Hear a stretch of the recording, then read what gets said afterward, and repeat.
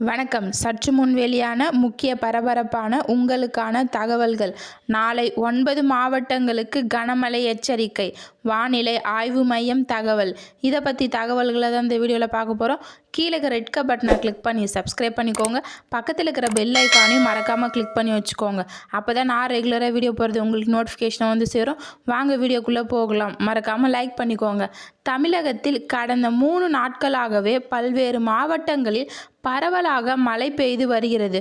கோவை, நீலகிரி, தஞ்சை, மயிலாடுதுறை, திருவண்ணாமலை, வேலூர், திருப்பத்தூர், ராணிப்பேட்டை உள்ளிட்ட மாவட்டங்களிலும் புதுவை மற்றும் காரைக்கால் பகுதிகளிலும் இடி மின்னலுடன் கூடிய லேசான முதல் மிதமான மழை பெய்து வருகிறது.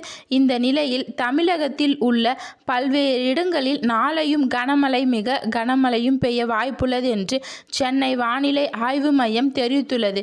இதை குறித்து வெளியிட்டுள்ள செய்திக்குறிப்பில் தென்மேற்கு வங்கக்கடல் மற்றும் தென் இந்திய பகுதிகளில் மேல் ஒரு வளிமண்டல மேலடுக்கு சுழற்சி நிலவுகிறது.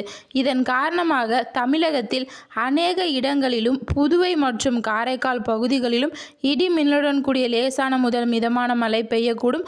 ஓரிரு இடங்களில் பலத்த தரைக்காற்று மணிக்கு 30 முதல் 40 கிலோமீட்டர் வேகத்தில் வீசக்கூடும். நாளை ஆகஸ்ட் 6ஆம் தேதி நீலகிரி மாவட்டம் மற்றும் கோயம்புத்தூர் மாவட்ட மலைப்பகுதிகளில் ஓரிரு இடங்களில் கன முதல் மிக கனமழையும், தேனி, திண்டுக்கல், ஈரோடு, கிருஷ்ணகிரி, தர்மபுரி, சேலம் மற்றும் திருப்பத்தூர் மாவட்டங்களில் ஓரிரு இடங்களும் கனமழை பெய்ய வாய்ப்புள்ளது.